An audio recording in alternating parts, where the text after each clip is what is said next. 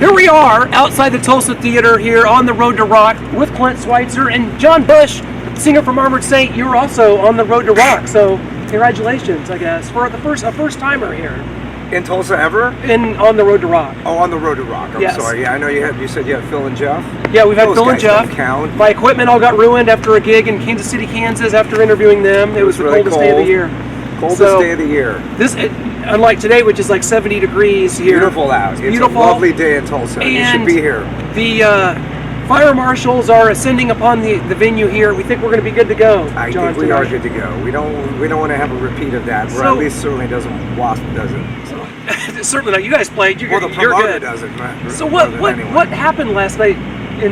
Just sort of from your perspective. You know, I left the gig. I went to a hotel that was probably about from here to that building right there, which is about 100 yards, not even that. And I was just chilling watching the World Series. And then I got a text saying that the fire marshal's here and they're going to shut the show down, and we were scared. And I was like, what? When we went on, it was definitely very packed, which was of course great. You know, that's what you want. It did look a little too packed in certain areas. And when you say you're going to shut the show down before the headliners, you could have some trouble. And so we packed up all our merch just because we didn't want to bring people to like barnstorm and take all our merch or destroy it. And then they kind of eased into informing the people what was going on. Apparently there was just some miscalculations with the capacity. So they could have probably handled it a little better. It's tough. But they funding everybody's money, which is very nice of them, and that's a lot of money to lose for the promoters. So and we still played, and so did MSG. So, anyways, W.A.S.P had a night off, and now they're back.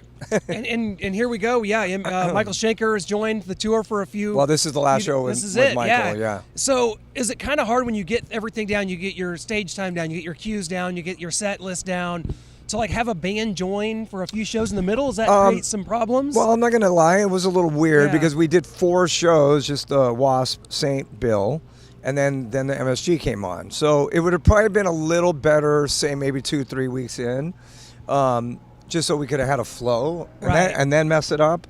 But I mean, it's Michael Schenker, so don't get me wrong. We love watching him every night. He's an incredible legend. I mean, UFO is one of my favorite hard rock bands to ever put out a record out. So to hear him and watch him, and it's incredible. But it was, kind of a little bit of a curve for the tour so soon. And now they're leaving, and we'll carry on just the 2 bands. So this is I just had David Ellison, formerly of Megadeth. He was at the Tempe show. He was at the Tempe show, got his review. And so was Randy Johnson, if you're a baseball fan. But I didn't know that till a couple days later, which I was really pissed about because my wife's brother played baseball at USC with Randy Johnson. He was on the team with him. So if I'd known that and I would have seen Randy, who's a big metalhead for all you baseball fans, I could have had something in common to talk to him about. But I didn't know this till like 3 days later. It's almost like these guys need to like give someone a heads up, like. Maybe he wanted. Maybe he was there to see W.A.S.P. I don't know. Maybe for both. I know Randy is a big metalhead. Hopefully he's the same fan. But I'm really bummed. David was at this show, and then he took me in his Wayback Machine to 1985 at the Hollywood Palladium, and said he was at that show too. Now there was a band missing from this bill. This is a legendary concert back in 1985. Armored Saint and W.A.S.P. There was a little band. They didn't go on to do anything, but they were called Metallica. Right. They kind of what happened to them? They didn't do too much. They had a couple. Their songs weren't very good. And I shouldn't say this stuff because somebody's going to say that it's serious. Blabbermouth headline. Exactly. The next thing you know, John Bush, like, I am joking. Okay. So anyway. When that happened, was it? Did you guys open the show? Did Metallica, you, then W.A.S.P? How did the billing go? We always opened. We were always the opening band, but they kind of flip-flopped. For a while, it was W.A.S.P going on last, and then they flipped it. I don't remember why that was. And then for some reason, once we got into the Texas area, W.A.S.P left the tour. And I really don't know why. And to this day, I'm real curious because I don't know. And then it went into the West Coast and it ended in Seattle. But I want to ask Blackie about that because I really am curious. You got to get by the meet and greet, and you can do that. Okay, well, I'll get by the meet and greet. Okay. I can move myself by the meet and greet and get an answer from Blackie. But I'm curious actually because I don't know really why they left the They tour. were blind in Texas. They were blind in Texas. So, we're a few shows into this. It's been just a little over a week now. I mean, this is really, ticket sales are high. But there's something about Armored Saint because you guys, to me, growing up, learning about metal, Armored Saint's always been one of the most respected bands. You can't look around and find anything bad to be said about this band. Oh yes, you can. The respect level is at a high for Armored Saint, and what is that? That is a testament to 40 years of what your guys' friendship. You guys kind of some of you guys went to high school together, not to date. Well, we actually went to elementary school together. We've known each other. Gonzo, Phil, Joey, and I have known each other since we were about 10 years old.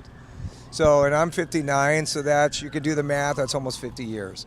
So it's pretty impressive. Not too many bands who've been together that long, and let alone have friendships that go that long. We may hold the record on that one. So it's cool. It's really for better or worse, it's a family vibe. You know how families go. But there's a lot of love here. We've been through so many things together, and we endure, and we're kicking butt. We're kicking some butt every night. The band is on fire, and we're having a lot of fun, and we're super grateful that W.A.S.P took us out on this tour, and it's been doing great. So, well, I got to bring up your guys' last album, which is Punching the Sky, which was tremendous. Because of the timing, I felt like it, came out in the middle of COVID. I don't even like to say that word on this podcast, to be honest, but here we are. And maybe that it got lost in the shuffle a little bit because you didn't really get to tour on it. Do you feel like that at some point, in the future, maybe in 2023, is it looking towards like new music or maybe unveiling more of those songs in a live setting with other shows? Or what? You know what? We didn't do any shows, obviously, because of that thing you said. We won't mention. But like I've said many times, and I might even say it tonight, so it could be redundant, is that for us to not put a record out that was completed because of the pandemic would make no sense at all, because people were holed up. They were home. We're going to say, we have a record, we're not giving it to you. And that would be like just a tease and stupid. People are trying to like divert their attention and, check out, and so to not give them music makes no sense. I understand for a really big band to not do it. If they had a giant arena tour in conjunction with it, that would make some sense, perhaps. But for us, it just wouldn't make sense. So we wanted to put it out, and we never toured. So this is, for all intents and purposes, this is the tour for Punching the Sky, where we're playing a couple new songs. Yep. They sound awesome. They blend very well with the old school stuff, and we love the record as well. We love Win Hands Down. We think we're making really great modern music. Now, when are we going to make a new record? I don't know that. We haven't really talked about it yet. We don't move too quickly when it comes to new music, although the records do come out really, really good, but we don't go quickly. And when you're 59, you probably should try to go a little quicker, because you're one of the young ones, John. You're one of the young ones out here. We just saw Kiss and Alice Cooper on the same stage at Louder Than Life Festival. I'm like a puppy to them. Right, exactly. So we got plenty of time for new records. But when you're formulating a set list for this, career spanning, you got a certain time slot. You know that you got to get in the hits, you got to get your shit in, you got to get the big ones in. But then trying to formulate, you got, like you said, Win Hands Down. It was a great single, great album. Thank you. So how do you collectively kind of... Yeah, I strive to try to play a song from every record. We have like 8 records. Is it 8? I think 8 records of... And then a couple lives, of original material. Right. It doesn't always get accomplished when you're a support act, because we're playing 50 minutes, so we don't always get a chance to do that. So, for what it's worth, this is going to be a kind of, a couple new tunes along with kind of a greatest hits, if you will. And tonight we actually might play a song for my buddy who just walked by, who's a good friend of mine, Jason Engel, who's MSG's tour manager, who tour managed Armored Saint many times, and we grew up together. And it's his birthday today, so he requested a particular song, so we might pull one out of the archives for him today. Well, if he got one in, then I get to get one in, because, Symbol of Salvation, you did the live album for that. It's my favorite Armored Saint album of all time, 30 years ago. And you guys don't bust out "You're Never Alone" very often. But that's on Delirious Nomad. Yeah, Nomad. Yeah, that was Yeah. the next one. Right. We have played "You're Never Alone." That's one of Armored Saint's oldest songs, by the way. And it just that's probably came out later? top three. "No Reason to Live," "You're Never Alone," and "Stricken by Fate." Those were like the top three of writing new songs as a band. We have played it. It's a very deep track, but I'm stoked that you like that deep track. I don't think we'll play it tonight. Yeah. But if you try, maybe you can get like Phil. I think he wrote that riff. Maybe you could see if he'll play it for you on the bus, like a solo version of it or something. Yeah, that song kicks ass. Like just that whole intro, it builds up. Like it's about a serial killer. It was like I think Richard Ramirez kind of inspired that. It was okay. Not that I should really be giving any inspiration of somebody who murdered people. That's terrible, right? But we were in a Priest and The Ripper and Iron Maiden covers and so I wanted to write a song about a current serial killer who's a dick. There's a lot of songs about him. So it's I know, but we're talking 1983, so it's pretty early on. 82. Actually, it might have been late 81 because we started really in the garage writing songs like the fall of 81. So did anyone do it before that? I know they have AC/DC, maybe, Nightcrawler. Priest. Did you see? What is the song? Nightcrawler. Did you see last night? I did not. I want to see. You know what I'm talking about? Yeah, Halford and Dolly Parton. That's killer. I want to see Jolene. That's so cool. Don't take my man, Jolene, which is hilarious. It's great. I think that's so awesome. It gives so much credibility to not only Rob, not that he needs any, of course, but it kind of gives a lot of credibility to metal, which I think is really cool. And she kind of gave some too by saying like, "Don't even elect me to the." She was like, "Don't." Yeah, I don't know. Want to be Dolly's awesome, man. She's phenomenal. She's like credible in every realm. She just has a lot of humility still, and an incredible performer, and really kind of almost. I know this sounds stupid, but almost underrated still. Really, she is. It's I see weird. what you mean there, because some of her songs like Whitney Houston does, "I Will Always Love You," and it's like a huge smash hit, maybe bigger than bigger than the Dollies. It was, but she got paid the publishing, so you take that to the bank. Yeah, that was probably a good payday. John, we were talking before this, and I kind of want to bring this up in the interview because I'm a sports guy, cover a lot of sports, and missing the Chiefs-Titans game tonight to be at this show, which I wouldn't miss for the world, because having you guys on season this bill, tickets or I'm a media guy, so I watch on TV. Yeah, exactly. I do all the stuff. Okay. So go there, do interviews and stuff. But Cool. I want to know, since you grew up in L.A., my buddy Cliff, who's an Armored Saint fan. Cliff, this is for you because you're an L.A. guy. He's all over the place when it comes to sports. He likes UCLA one minute, USC the next minute. You mentioned that you have some connections to that. Just what sports teams do you cheer for now? Well, anybody who knows me, and they're always like raise their eyebrows at me. Anyone who knows me well knows that I'm a Boston Celtics fan, which is very weird considering the fact that I grew up in LA. I know it's a bit of a rivalry back in the 80s there, of course. John. And I think I mostly did it just to agitate my friends, which I was the one who got agitated the most because they would just bombard me and assault me, verbally usually, not physically, I don't think. But big Larry Bird fan, so that's really the main reason. Love the LA Kings. The Dodgers, I've been a fan since I was a little kid, but of course they've been like breaking everybody's heart in LA. They got good enough to do that, though. That's not a bad thing. Well, they're an amazing team. Right. They just can't seem to do it in the postseason. But and they had like their best year ever. Like they broke their franchise record with wins. Yeah. Yeah. College sports I don't really care so much about anymore. Used to like USC a lot. Okay. Like I said, the Kings, because my son plays hockey, so I'm really into that. And for a few years, we had season tickets to the Kings. We actually went to the 14 Stanley Cup games, which was off the charts, amazing, very expensive. The further they go, the more you're paying, and that gets really costly, but fun. It's true. But fun. NFL, like I said, I never was really a Raiders fan. I guess I like the Rams. Cooper Kupp is pretty stellar. It was cool they won last year, and they never won. Losing right now. Oh, they're losing. Yeah. They're not having a good year so far. It's kind of hard to repeat. And the only time they had one before that was when they were in St. Louis, which we'll be in tomorrow.